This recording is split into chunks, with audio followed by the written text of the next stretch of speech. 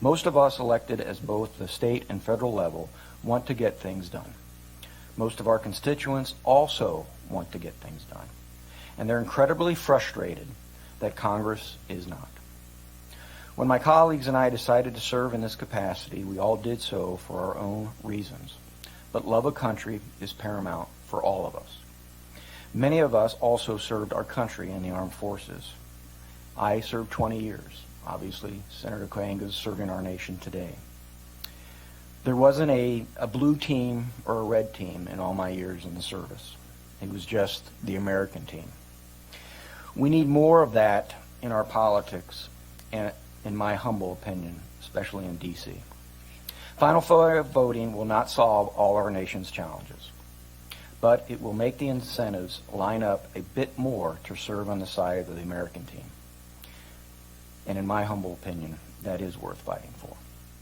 So now, what we'll see in Alaska, assuming all these people run, is there will be Senator Murkowski, there will be a Republican senator who has been endorsed by President Trump. We will have a Democratic challenger, and then there will be, because there's 4 that go to the general election, at least one more person, could be another Republican, could be a Libertarian, Independent, Democrat. They will go to the general election. One of those Republicans, I mean, I can't predict with 1,000% certainty, but will end up winning because it's a Republican state with more independents. But what will happen is it will be one of those 2 Republicans, and the Democrat and the general electorate will make that decision.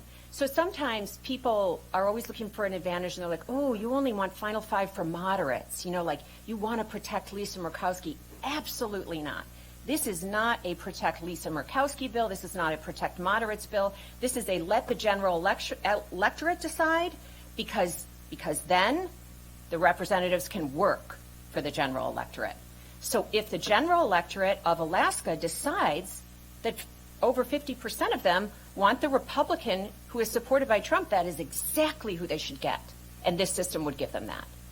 But if the general electorate of Alaska wants Lisa Murkowski, then that's who they should get. And this system will get them that. But you could think about it like having, as we often do in the Republican Party in Utah, multiple rounds in a convention where you have multiple candidates and you vote in round 1 on a first place plurality basis, and then you eliminate the lowest vote getter.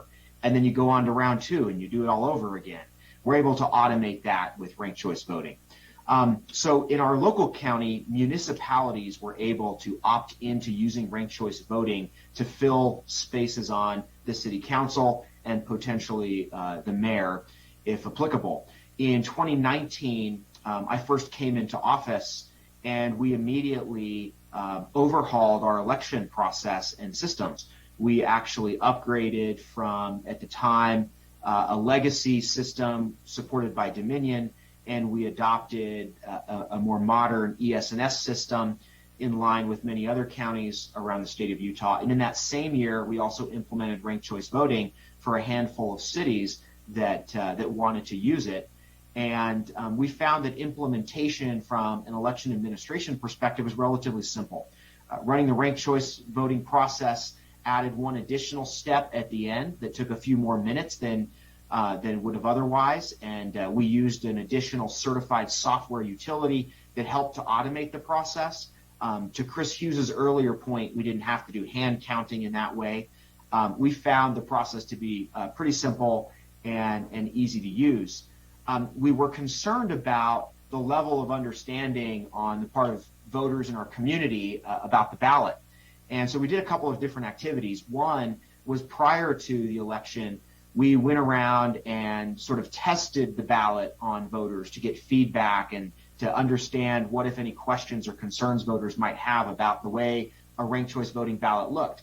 One of the things that we did was we actually went to an assisted living facility where some of our oldest voters in the community live, and we wanted to know what level of explanation might be required for those voters who maybe would find this new and might have a hard time adapting.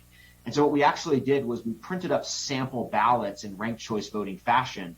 We presented an overview to the residents about voting in general, but did not talk at all about ranked choice voting. The purpose of the test was to see what, if any, concerns they would have with zero explanation.